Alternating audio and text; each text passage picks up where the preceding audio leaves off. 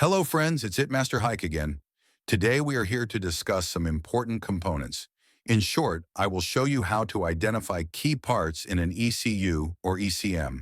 An ECU stands for Engine Control Unit, while an ECM refers to an Engine Control Module. Power Supply Circuit, this includes the power supply chip. Central Processing Unit, CPU, this is the main processing chip. Immobilizer chip, this controls the vehicle's security system. RPM chip. This chip monitors the engine's RPM while accelerating. Throttle control. Chip. This chip regulates the throttle system. Injector/nozzle control. Chip. This chip manages fuel injectors or nozzles. Ignition coil control transistors. There are 4 transistors that manage the ignition coils, also known as shooting coils.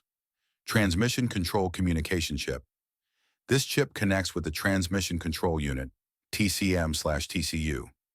After identifying these 8 key components, we also have smaller elements to recognize. Capacitors.